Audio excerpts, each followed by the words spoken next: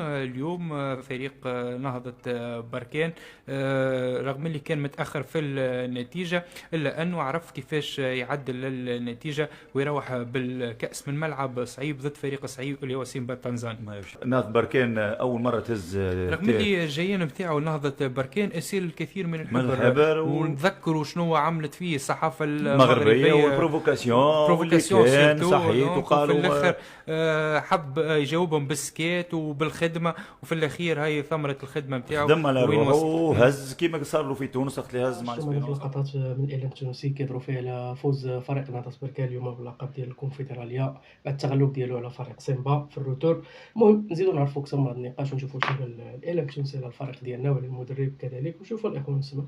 نحكيو شوية على نهائي كأس الكاف، نهائي إياب اللي انتهى منذ قليل بانتصار فريق نهضة بركان.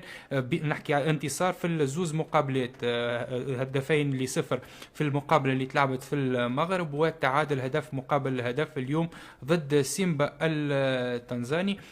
حسام، اليوم فريق نهضة بركان رغم اللي كان متأخر في النتيجة إلا أنه عرف كيفاش يعدل النتيجة ويروح بالكأس من ملعب صعيب ضد فريق صعيب اللي هو سيمبا التنزاني. ما شفنا احنا الشوط الاول كان معناتها التنزاني فريق ممتاز الحقيقه، عنده كاليتي تكنيك حلوه بالنسبه للجوارات، ايكيب متقاربه، معناتها حاجه اللي انضافت في بالنسبه للفريق معين الشعباني انه فما لومبرانت نتاع معينك اللي جابها معاه من تونس نتاع الترجي نتاع الشامبيون نتاع الاوقات هذيك، يعرف كيفاش يتعامل معاهم، كيفاش يبدا في ضغط كبير.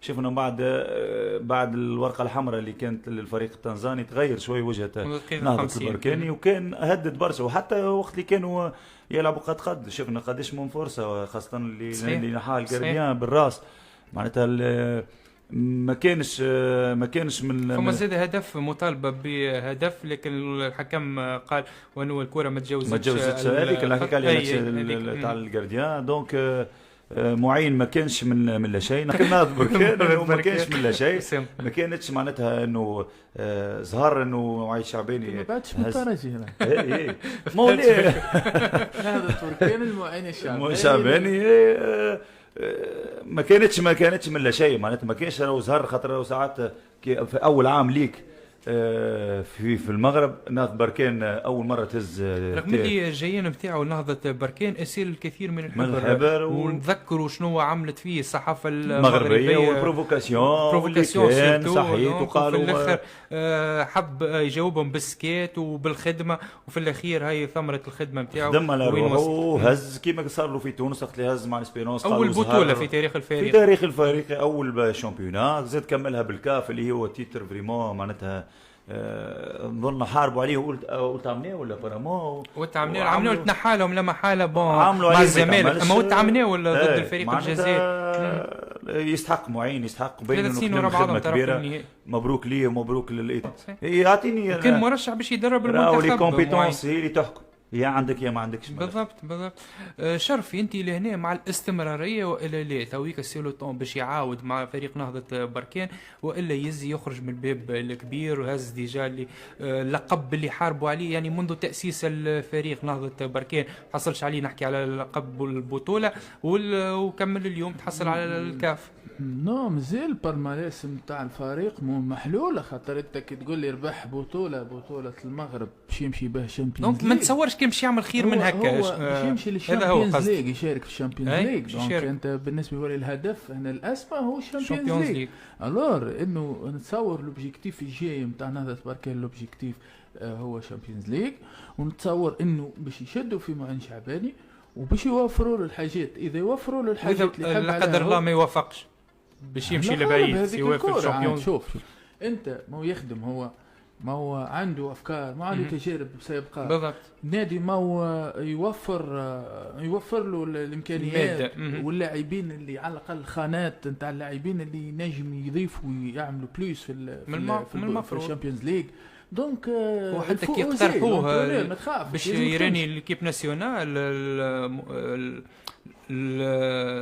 الرئيس نتاع الفريق المغربي كان اصر واصرار والحاحا وانه الموضوع هذا ما يتطرحش، يعني حاجتهم بيه سبورتيف مش باهيلو راه خاطر انت تو ماشي النادي تلعب على البطوله ومازال وتمشي المنتخب ولو منتخب بلادك، وشنو المرحله اللي فيها وشنو هو جاي النهار يعني هذاك جاي اللي باش يدرب فيه تو ولا تار باش يراني يجي نهار ويراني المنتخب مع نادي وكونترا فهمت، وما عندك علاش ودو بليس دو ماتش، والماتش هذاك كانوا يكونوا اسوء مثل لا قدر الله ما مشيتش الامور باش يتنحى وفي فتره انتقاليه كل شيء ماهوش مراكح. دونك الانسان الفاهم روحه واللي عنده وضعيه حقيقيه واقعيه وعنده كونترا مع جمعيه وعنده اوبجيكتيف ما يتنازلش، راهو عصفور في اليدين ولا 10 في الهواء بالمنطق، وهذيك هي ما هنا منطق مصلحه.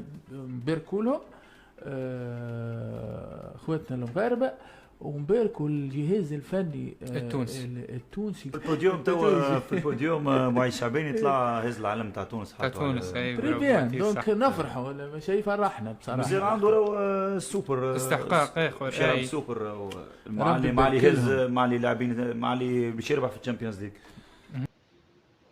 الاخوان كما شفتوا معنا في هذا النقاش من الاعلام التونسي كيدروا فيه على فوز اليوم فريق نهضة بركان اليوم بكاس الكونفدراليه. مبروك البركان، مبروك الجماهير المغربيه اليوم بالتتويج الثالث في التاريخ ديال نهضة بركان. الصراحه الفريق اللي كيستحق هذا اللقب بعد المجهود الكبير اللي داروا في هذه البطوله، سيرتو هذا الماتش ديال الروتور كيما شفتوا الماتش اللي كان صعيب والمضايقات اللي تعرض ليها الفريق قبل الماتش. الصراحه هاد العوامل كامله كانت كتضغط على الفريق، مي الحمد لله ربي جاب تيسير واستطعنا اننا ناخذوا هذا اللقب هذا من الادغال الافريقيه الادغال ديال تنزانيا. المهم كما شفتوا معنا في هذا النقاش الاعلام التونسي كيهضروا على المدرب ديالهم معين الشعباني. كما كنعرفوا معين الشعباني هو مدرب تونسي، والصراحه المدرب اللي كيستحق هاد الالقاب اللي حرز ليها مع الفريق ديالو نهضة بركان، سيرتو لقب ديال البطوله كذلك لقب ديال الكونفدراليه، ولقب البطوله هو اول لقب في تاريخ نهضة بركان اللي غيخول ليه العام الجاي ان شاء الله يلعب الشامبيونز ليغ، واللي كنتمناو ان شاء الله ان فريق نهضة بركان وكذلك الممثل الثاني الجيش الملكي التوفيق ان شاء الله العام الجاي في الشامبيونز ليغ ديال افريقيا، وكذلك كنتمناو التوفيق للوداد في الكونفدراليه. والفريق الرابع مازال ما عرفتش شكون اللي غادي يكون مع الوداد في الكونفدراليه. المهم كاع الفرق الوطنيه ان شاء الله في التمثيل القاري ان كنتمناو له التوفيق ان شاء الله، ونزيدو نعرفوا شي معلومات من الذكاء الاصطناعي على هذا الماتش هذا ونشوفوا شنو غيقول لنا. السلام عليكم، بخير؟ الحمد لله، كل شيء بخير. أنا سعيدة لأنني أستطيع مساعدتك اليوم. كيف يمكنني أن أخدمك؟ المهم اول حاجه بغيت نسولك اليوم على فوز فريق نهضة بركان اليوم باللقب ديال الكونفدراليه ضد فريق سيمبا تنزاني.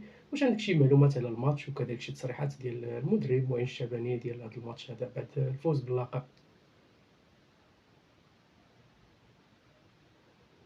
طبعا نهضة بركان قدم مباراة يتوجه بلقب كأس الكونفدرالية للمرة الثالثة في تاريخهم. مبروك عليهم. بالنسبة لتصريحات المدرب معين الشعباني، قال باللي الفريق قدم مباراة كبيرة وكان يستحق الفوز باللقب، وأشاد بالروح القتالية للاعبين والتزامهم بالخطة. وكيفاش نقدر نزيد نعاونك؟ إلا عندك شي معلومات إضافية على الماتش أو تصريحات أخرى من رئيس الجامعة كما شفنا اليوم كاين فوزي القجع كذلك حضر، وكذلك حضر الناخب الوطني وليد الركراكي، وبزاف ديال كما تنقولوا ديال المسؤولين في كرة القدم المغربية كانوا حاضرين هذا النهائي ديال الكونفدرالية. فوزي لقجع رئيس الجامعة الملكية المغربية لكرة القدم هنأ فريق نهضة بركان على هذا الإنجاز الكبير، وأشاد بالروح القتالية للاعبين وإصرارهم على تحقيق الفوز، وأكد أن هذا اللقب هو ثمرة عمل كبير قام به الفريق طوال الموسم. الناخب الوطني وليد الركراكي بدوره عبر عن سعادته بهذا الفوز، وقال إن نهضة بركان قدم مباراة كبيرة وكان يستحق الفوز باللقب، وأشاد بالمستوى الذي ظهر به الفريق طوال البطولة. بشكل عام الكل كان سعيد وفخور بهذا الإنجاز اللي كيزيد من تألق الكرة المغربية على المستوى القاري. واخا شكرا لك على المعلومات اللي قدمتي لنا، وبغيتك تقدمي شي تحيه للجمهور ديالنا اللي كيتبعنا على قناه اليوتيوب، وكذلك شي تحيه للفريق نهضة بركان بالتتويج بهذا اللقب هذا. أكيد تحية كبيرة لجمهورنا العزيز على قناة اليوتيوب، أنتم دائما في الموعد وتشجيعكم ودعمكم هو سر نجاحنا. مبروك لنهضة بركان على هذا الفوز المستحق، رفعتم رأسنا جميعا. اذا الاخوان كما شفتوا معنا دي بعض المعلومات من الذكاء الاصطناعي على الماتش او تصريحات ديال بعض المسؤولين السيد فوزي القجاني كذلك الناخب الوطني الناخب الوطني وليد الركراكي والمدرب التونسي معين الشعباني كذلك مدرب فريق نهضة بركان. المهم الاخوان كان هذا هو الفيديو ديال اليوم. عجبكم الفيديو ما تنساوش ديروا مخكم شي جيم، تصلوا في راسكم حتى الفيديو الجاي. السلام عليكم.